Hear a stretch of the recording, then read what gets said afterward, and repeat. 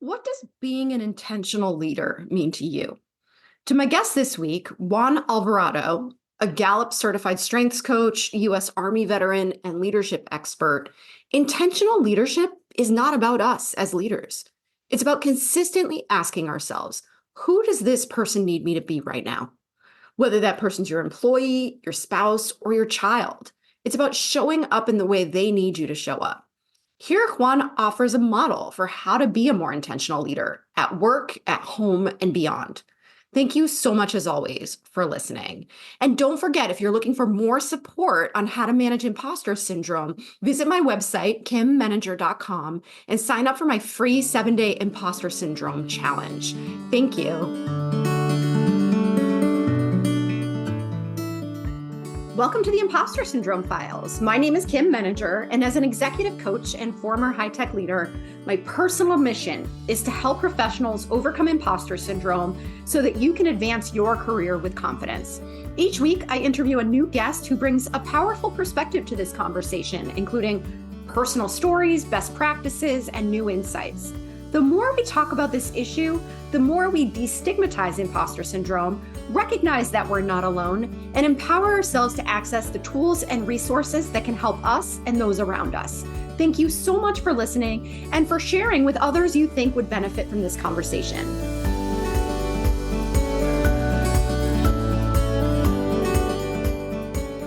Welcome, Juan. It's very nice to meet you. I'm excited to have this conversation with you. I'd love to start by inviting you to introduce yourself.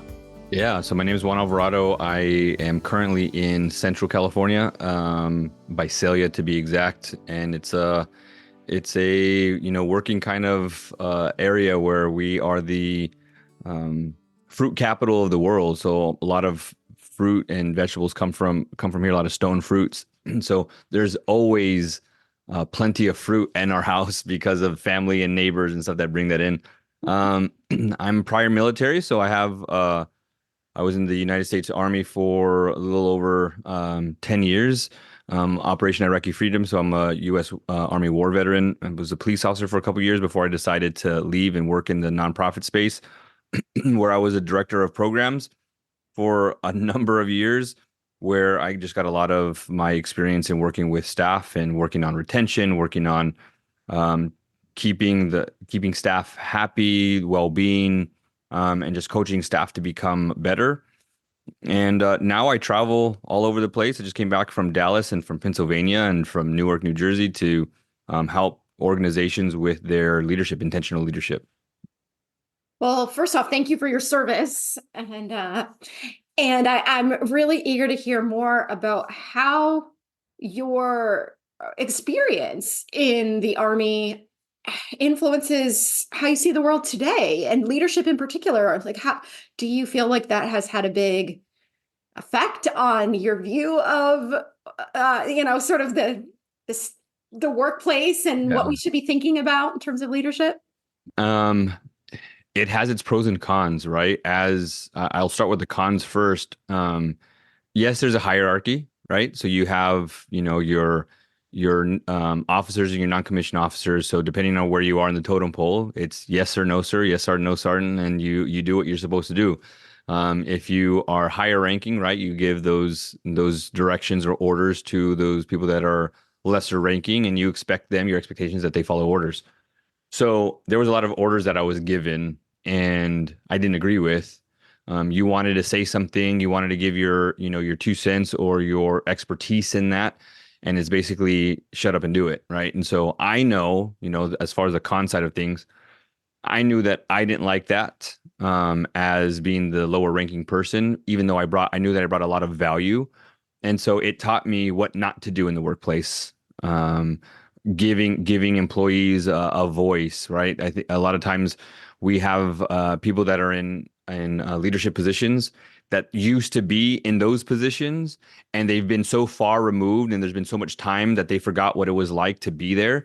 They forgot that, and here's the other thing, that time has changed, job descriptions have changed, or this is the one that I absolutely love, catch the sarcasm, is when people leave positions and then organizations say, we're not going to fill that position, we're just going to disseminate that role over 3 or 4 other people, and now you're doing more. And so when the boss was in your role, at one point, the work was a lot less. So now I'm getting more work, same pay, and it's just different. And so you've been so far removed, you forget what the job is like.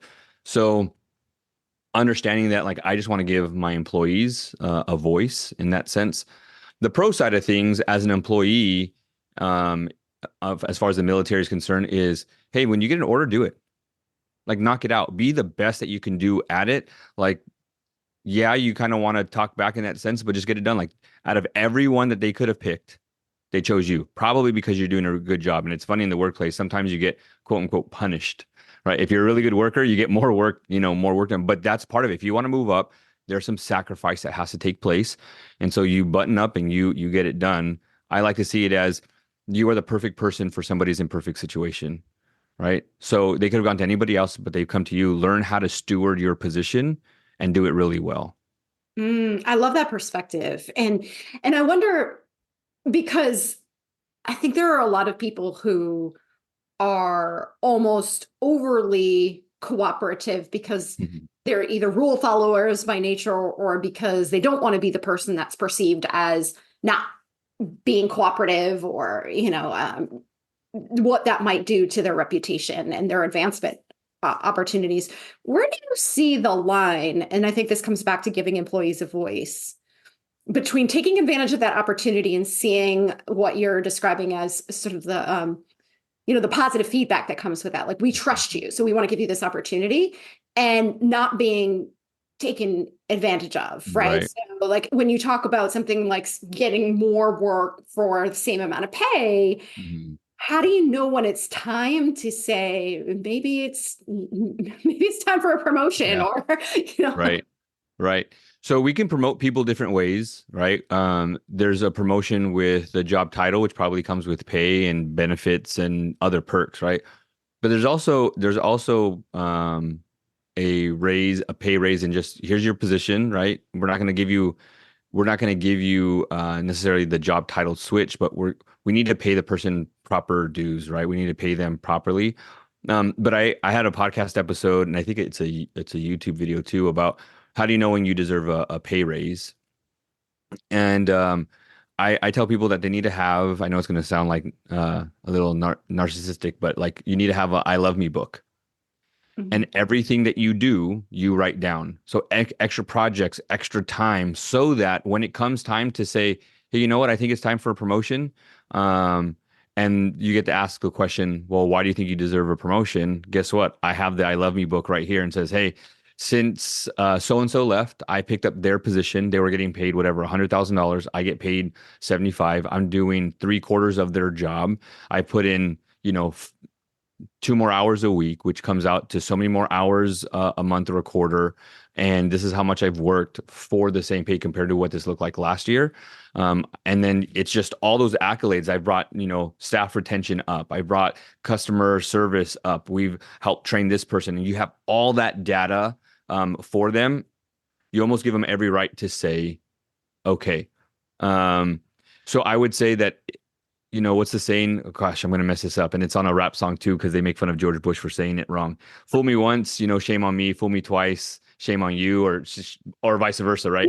Yeah. Um, so it's just like, hey, you know what? If they say no, cool, but I'm not going to let it happen again. Like, Mm. I'll continue to do the work. I'll continue to be amazing. I'll still get those accolades, because you know what I'm doing? I'm also creating my resume, right? I'm creating a bigger, tougher, stronger resume that someone's going to absolutely love. And so I really feel that people in the workplace need to be appreciated, not just tolerated. So my boss one time told me, the best way to get a raise is to go look for another job, because either you're going to get another job and get the pay raise, or your current employer is going to say, we can't afford to lose this person. Let's give him the raise, right? So you're in a pretty much a win-win situation at that point. But boundaries have to come into play. Standards and beliefs have to come into play, and I think that's going to be different for everybody. Um, I think, though, as a leader, shame on you if you're taking advantage of employees, because you know that they're just going to be a yes person. Um, I'm trying to remember, is it the gentleman who wrote this Seven Habits of the Highly Effective People?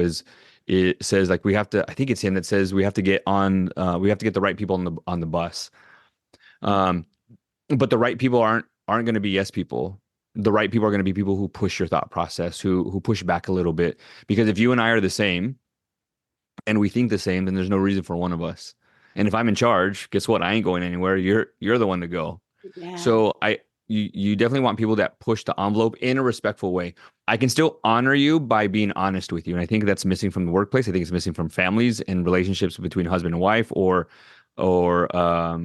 parents to their kids is you can still honor one another by being honest with one another. And I think a lot of times we sweep stuff under the rug, both in the home and in the workplace, where if we were just able to have that open communication of hey, be honest with me. It might hurt a little bit and call them courageous conversations.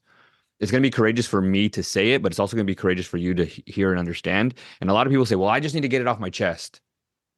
Well, then you have to be responsible enough to make sure that they're able to receive it in theirs. Yeah. Yeah. There's so much greatness in everything that you said. I want to start picking it apart a little bit because I think what you're talking about in terms of the courageous conversations is really important because a lot of times we think that someone else can read our mind, right? And I often say to people, especially if you are somebody who's really good at getting your work done and you are somebody who tends to say yes, that if you always do your work with a smile, your manager has no reason to believe that there's a problem.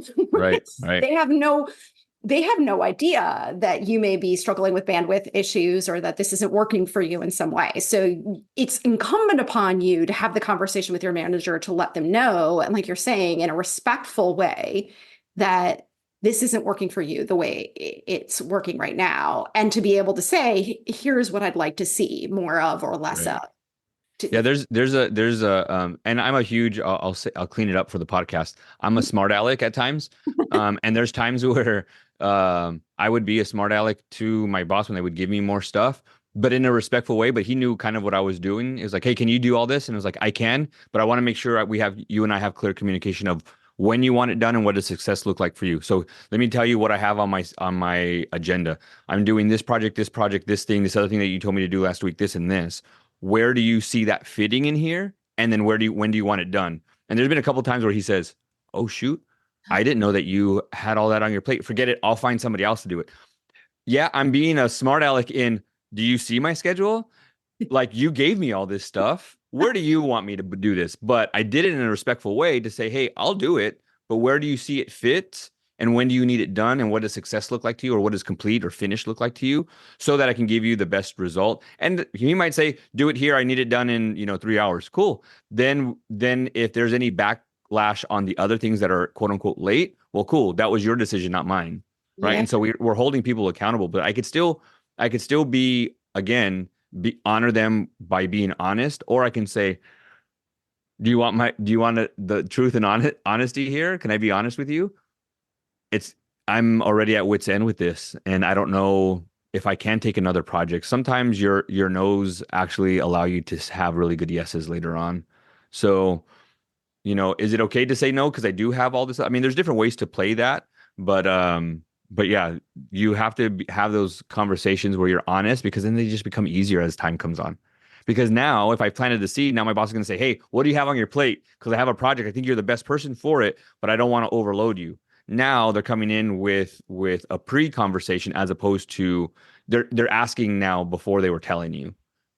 Yeah. And I appreciate that you gave a variety of different ways of having that conversation because everyone's personality is different. And some people are, can't necessarily see themselves in every example that you gave. But having that conversation is so important from an expectation setting perspective too, because to your point, your manager is just going about trying to stay above water in their own job. They don't necessarily remember all of the things that they've put on your plate or the ways in which you've interpreted priorities. And so it gives you both a chance to reset and align on what those expectations looks like. Right.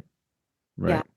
And I also want to comment on the I Love Me book, because I think that's a really big part of the conversation when it comes to confidence, because you're talking about it from a very practical standpoint, which I often emphasize as well. It is so great to have that information when you have to update your resume, when you have to, ask for a promotion or do your performance review.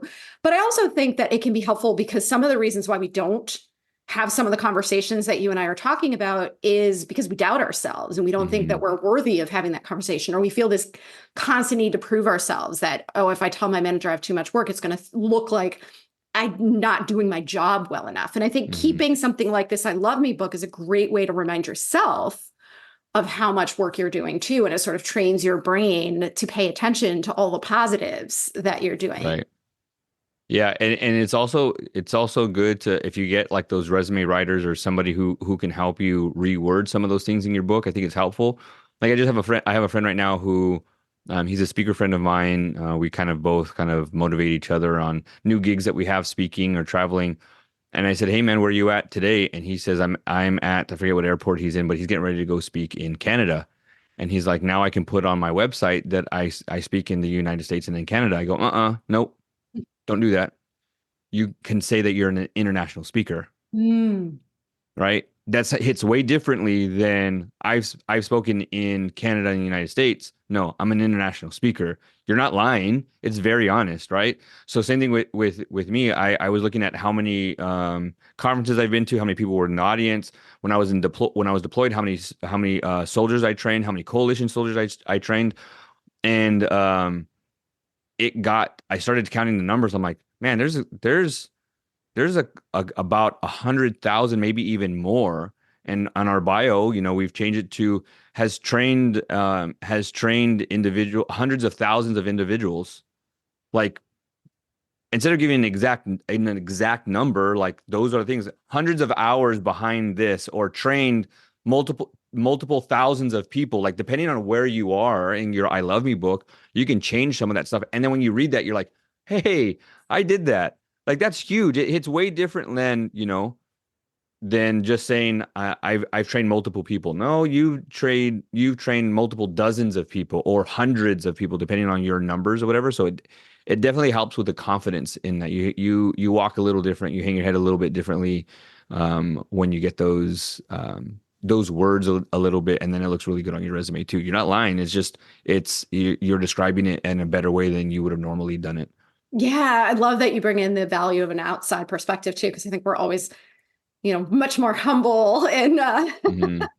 less likely to take full ownership of that if we're doing it on our own. Uh, what else are you talking to leaders about these days? What other themes are coming up in your work? It's starting to fade away because I think it was a buzzword at first, but I think it's still happening regularly. Is burnout, is one, and then I teach a lot on intentionality, that we need to be intentional with our leadership. I think we could just go through the mundane of the regular, Groundhog's Day. We go to work, we have a project, or we have people, and we go back home and we do the same thing. But intentionality and burnout kind of go hand in hand. That if we're intentional, then we know that we're doing a job well done, and it's intentional in our work. We're growing people, we're moving the organization, we're moving people. But where it comes into play with the wellness piece is if I'm motivating people and moving people down the journey of their work, and they're getting somewhere, then they feel accomplished. I feel accomplished, and burnout doesn't set in. But then the intentionality also comes in at home as well, right? So a lot of organizations will come and bring in wellness people, and no disrespect to them, but understand the difference between wellness and well-being. Wellness is usually in one spot. You have some other stuff that people do. Okay, let's breathe in and breathe out and clear your mind, and you're like, cool, I can do that all we want. But Jenny in accounting still hasn't given me her report yet, and it's past due, and she's not talking to me, and they're supposed to do this, but yet it's like it's not helping, right? So then how do we communicate with one another? And so I'm a big believer in Gallup Strengths. So if you guys are familiar with Gallup and Gallup polls, they have an assessment kind of like Myers-Briggs or the DISC assessment or things like that. To me, I've taken all those assessments. I've become trainers in some of those, but I became a certified trainer in Gallup Strengths, and to me, blows the doors off of every other quote unquote assessment, because you learn how to work with people in their strengths and then work in yourself in those strengths, and it goes into burnout and things like that. But going back to the wellness piece, is wellness is in one area, but well-being is holistically, like it's the being, not just wellness, it's well-being. The being is well. And so in Gallup, we talk about the five essentials of well-being. So I will talk to people about career well-being, financial well-being, social well-being, physical well-being, and community well-being. And if you can start to align those five, and you know how to grade yourself, if you will, then you can start saying, oh, I'm starting to get on the fence of burnout. How do I address those things? And it goes back to being intentional. what am I doing at work? What am I doing in my fitness? What am I doing? And so then I get into goal setting of not only the organization, but you as a person. And this is where burnout and intentionality kind of comes into play, is where the link comes is we give our work the best, but then we come home and we give our family the rest. Mm. Right. And so then how intentional are you when you come home? And so I talk to people with the intentionality piece. I just came back from doing a keynote on this. I'll give you some quick tips on this.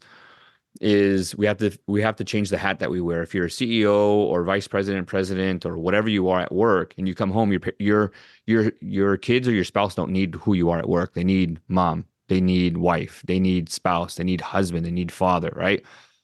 So how do I change the hat that I wear? So H, how do I handle what I hear? A, how do I give attention with the right attitude? And then T, how do I transform the temperature? If I come home and my kids are stressed because they took a test and they failed it, who do they need me to be? Not who am I? Who do my kids need me to be?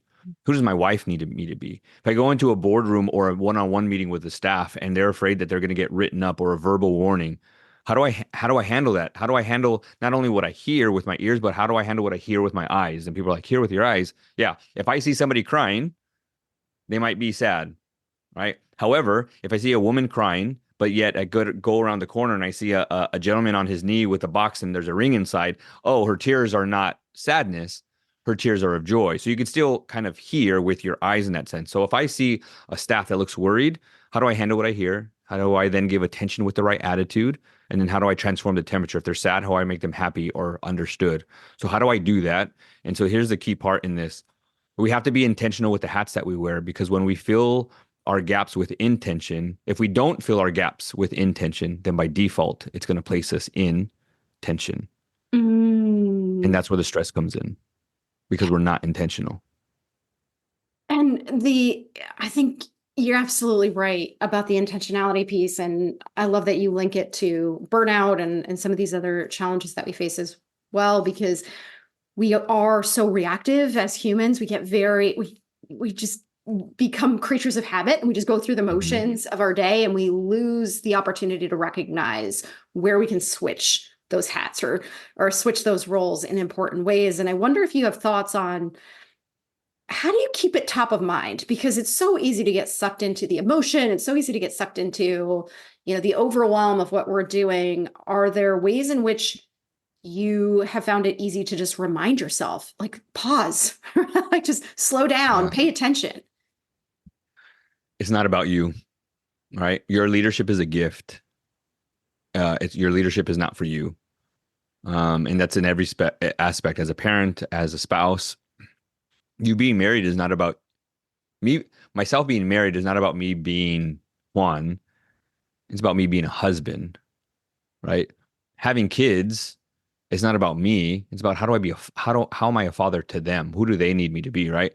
And so, um, a doctor is not a doctor for himself or herself. They're a doctor for those patients. A mechanic is not a mechanic for themselves. They're a mechanic to make sure that they give confidence to the person who is driving the vehicle. Hey, your car is fixed. It's going to get you from point A to point B.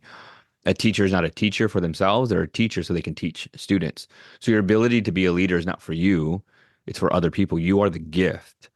So then if I have that understanding, then why am I not living for others, like outside of me? Like the world is bigger than you. Your family is bigger than you. What I mean by that is, God forbid something was to happen to either one of us.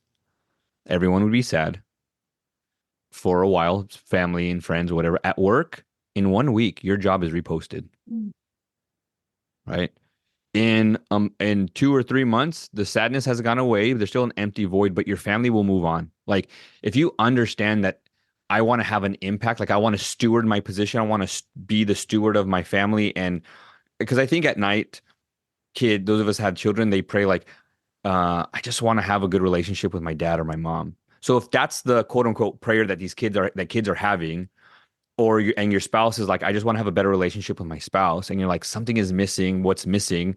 Like if you get those three things, you're in the middle, right? How do I steward the position as a father? How do I steward the position as a husband? How do I steward the position to be a leader of myself? Well, then, I kind of feel like God says, like, here, I have the perfect situation for you. Your kid is going to come up to you with an issue and a problem. Go be a father. Your wife or your spouse is going to come to you with a certain situation. I just need you to listen, right? You need to. So if we could steward that position or steward that role, again, if we understand that the world is bigger than us, and I start to live for others and not put myself first, right? And I think that's the first part of leadership is there's different functions of leadership. There's ones where we lead in the front, we set the example. And then there's servant leadership where we serve one another, where we kind of push and motivate from the back. So like in the military, even with my own family, usually dad eats first. Dad gets the biggest piece of chicken, right? Dad gets it. And I get that part. But there's times where like my boys today, we just came back from the gym and the doctor's appointments and got them breakfast. And they're like, Dad, have you eaten? I'm like, you first. Like their growth is more important than my growth right now, right? So like you're in the growth mode. You're 16 and 14 years old. Like go grow, right?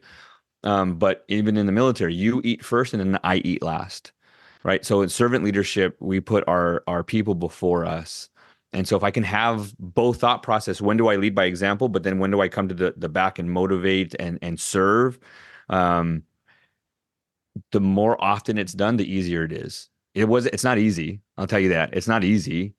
And it gets the best of me sometimes, but the more often I think about it, the more in the forefront that it is. And so I have to like these glasses. If I'm not wearing my glasses, it's hard to see. We need to have that filter of other people, other people, other people. How before I walk into this room, boardroom, meeting room, bedroom, living room, what hat do I need to wear? And what hat do they need me to wear? Not the hat that I want to wear. Mm. Titles aren't going to do anything.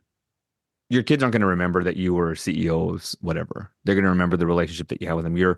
The people who say thank you, old ex-employees or people who move up, they're not going to remember how many hours you worked, but they're going to remember the things that you did for them or those conversations, right? And so how do I invest people? How can I protect you if I'm not willing to connect with you? Right? How can I correct you if I'm not willing to connect with you? How can I protect you if I'm not willing to connect with you? So how do I make that connection piece first? And relationships are built on a dialogue, not a monologue. So always have that communication with people at home and people in your staff with your staff. Well, that actually brings me to a follow-up question because one of the things I'm thinking about as you're talking is, gosh, if only more of us were willing to do the work that you're describing, we'd have a very Mhm. different world, different Yeah. workplaces, different families, right? And I think that a lot of people, and I'm thinking in particular the workplace right now, have been burned by managers and leaders who have not shown up in the way that you're Yeah. describing. And so sometimes we just kind of go into environments expecting a certain type of leader and not necessarily being open to the possibility that there might be a different approach. So do you recommend that as part of the approach that you're describing, talking more explicitly about who you strive to be in relationship to people? And I guess, I mean, there's certain, obviously your actions are going to speak loudest, but do you encourage people to actually give voice to the intentionality that you're talking about so that people know what you're trying to do? Yeah. So I try to teach people the laws of the three expectations, right? So expectations that I have of myself, expectations that I have of you, and then the expectations that you have of me. And if we can do that both ways, then we have clear communication. Um, you said something that pushed my thought process a little bit. You said, talk about the person who we want to be. And then you have statements like fake it till you make it. Like, no, just be authentic, right?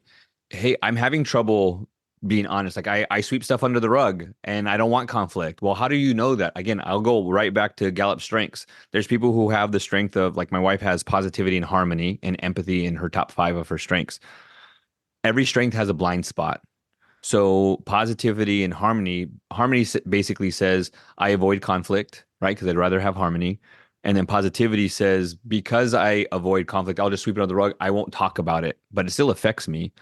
Um, and then empathy, I feel for other people and I feel for myself. And so sometimes if I feel for myself, right, I think a lot of people get some of that word empathy wrong a little bit. It's like, how do you can empathize with somebody else, but it's how do I work my feelings, right? So if I feel burnt out, if felt hurt, but then I also have positive and harmony, then I'm going to sweep that under the rug. I'm not going to talk about my feelings. So if you can be open and honest in your strengths, or if we know strengths and I'm your boss and I say, hey, you look like you're down. I know that you have positivity and harmony, and you're probably not talking about things. So let's open up a little bit. Let's talk about the things that you don't want to talk about. Again, courageous conversations is going to be hard for you to talk about. I get it. And it's going to be hard for me to listen, but we can't have a relationship without the dialogue piece. And so I usually do the talking. I want you to talk. Cancel my meetings, turn my phone off, don't clock watch, put your phone away, and just say, hey, this time is for you. So yes, definitely opening up the conversation and having that culture. But here's the other thing too. If there's ever retaliation or anything that happens, and that person's never going to want to talk again. So Mhm. how do we keep that culture open to say, hey, in these walls, right? In these four walls, it's feedback. Feedback should be so what I'm looking for. Feedback should be factual, right? Feedback should not be opinionated, right? I hate using the word constructive criticism, right? Constructive criticism, right? Mhm. Build you up and then bring you all the way down. But if we're giving feedback and it's factual, right? Then and it's not like, well, this is the way I feel. No, what is it, Mhm. right? What is it? You said something, it was the tone was not appropriate for the workplace, whatever it is, right? And so, or you called me out in front of people. So one of the things that I teach is let's not call people out, let's call people up. Let's call the situation out, but call people and elevate the people. When we call out people, then it excludes them, but when we call up people, it elevates them. So how do we have these conversations where it elevates one another? Um, but yeah, having those conversations regularly, right? We have to have boundaries, and part of the boundaries in the workplace should be, hey, we need to have conversations often and regularly so we can build that culture of communication. But again, I go back to strengths of if I understand your strengths or you have strengths and I have strengths and I want to get to know you better, I'm going to read into your strengths. How can I fill up your cup? How do I make you happy? And vice versa. It really opens up the conversation piece, but the relationship in the workplace when we know each other's strengths. Mm. Yeah, and I just love that you're talking about what I consider the sort of the meta level of relationship, or not Mhm. just the conversation about the topic at hand, but what you're describing as not just knowing someone else's strengths, but actually naming them. Because I often joke that, as humans, we're wired to want to make sense of our environments, but if there's information missing, we will make it up, and we will often make it up in ways that are not favorable to ourselves or Mhm. others, right? That Right. and oh, he must be mad at me, or what a jerk, when we actually don't know what's going on. And so to be able to say very clearly to somebody, I know that you value this, or I know that your strengths lie here, so this might be challenging for you, or it's because I know this that I want to have this conversation with you, that goes a long way, and not just building connection, but also building trust. And now we're not making up stories about what each other Right. is trying to do. Yeah. Right? And I think that one of the things that I hear a lot is, oh, I don't have time for that, right? Or we don't work in the same building anymore, so we can't do that on Zoom. And I think that's a cop out. I think it's uncomfortable. Excuse. Yeah, Mhm. exactly. It's uncomfortable, maybe different from what we've done in the past, but we can do this wherever we are. Right. Yeah, I think if it makes a lot more sense and it kind of pierces your heart a little bit more if you funnel down what you're actually saying, right? I don't have time for that. Okay, so tell that person that you don't have time and you don't want to make time to help understand them or have growth or, just I'll leave it there. Just understand them. I know you have an issue and a problem. We probably could Zoom. That means I would have to sacrifice, but I'm not willing to sacrifice for you because I don't have enough time. Essentially, you're saying you're not worth it. So go tell them, their spouse and their kids, hey, I would work with your mom or your dad, but they're not worth it. That's exactly what you're saying. If you dumb it down all the way down, that's exactly what you're saying. I had just did a training with a school district, and I said, "What part of your job do you love? What do you hate?" And so the reason why we were doing this is to understand why I don't like this certain part of my job or why I love this other part of my job. And we connected strengths with it. Do you see why you love this? And like, oh my gosh, I understand why I love this part of my job because it fits my strengths. Well, then do you see this part of your job that you don't like because it doesn't fill those cups up? And they're like, oh my gosh, they had this aha moment.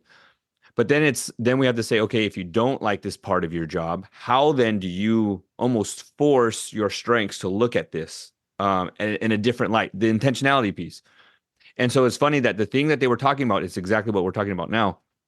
It's basically it's an assessment for 3, 4, and 5-year-old kids in their development space. It's youth development. So they have to do these assessments, but it's a long process. They say it takes about an hour and a half, so 90 minutes to do this assessment with a child to see where they are and then get the plan together so that they know what to do next to see this jump in their development. And they're like, it's just a lot of work. And it's just like, do we really have to do this? It's like, tell that to their parents. I dare you, go to their parents and say, hey, I want to help your kid develop, but it's just too long. It's just too much work. And I don't feel like doing it. You're basically what you're saying is your kid is not worthy of my strength and my work ethic that I get paid to do. I get paid to do this and I don't want to do, I don't, and you would never do that. And they're like, oh my gosh. And I said, let's look at your strengths. Your strengths are relator, deep, meaningful relationships, or empathy, or developer. You like to see the growth. So understand that, yes, you have to do this long process, but what's the outcome? Who benefits at the end? This child. And when the child sees that they're moving up, or their parents see it, what's the positivity there? And they're like, I didn't even think it through. I think this happens 2 different times in the workplace. Employees don't understand the value of what they bring to the table. So they don't understand the value of themselves, and they don't understand the value of the end product and how impactful that is. I think the other thing is bosses don't understand the full complexity of an employee's job and what they actually do. So going back to people leaving and things like that, Gallup says 51% of people who leave the workplace leave because of their management. So 51% of the people are leaving because of the leadership. The other piece was, I think it was like 49% of employers or bosses don't understand the workload of the employee.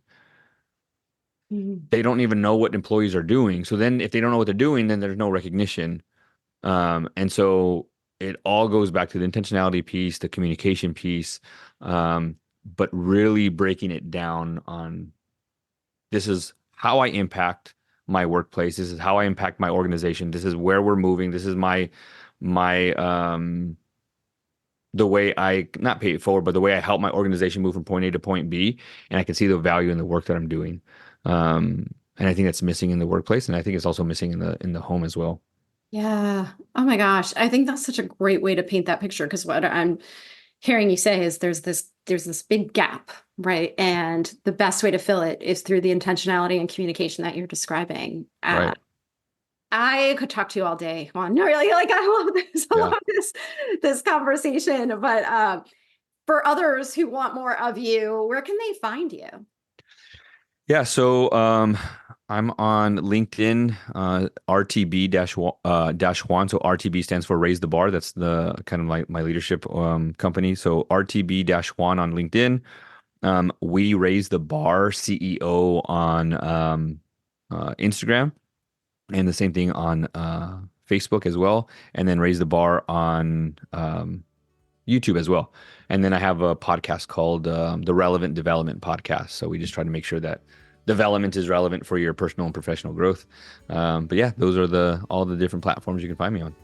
Perfect. And I'll make sure all those links are in the show notes as well. Thank you so much. I think that you have shined a light on a really important kind of gap or missing piece of, I think, not just the workplace, but our everyday lives. And I just want to encourage everybody to really think about what's one small step you can start to take in that direction of intentionality, because it's better for us, it's better for everybody when we do. Yeah, for sure. And I'll end with just that the same thing that I said earlier is we have to fill our gaps with intention, or else it's going to place us in tension. So if you're feeling stressed or you're feeling the tension, it's probably because you've become complacent in an area.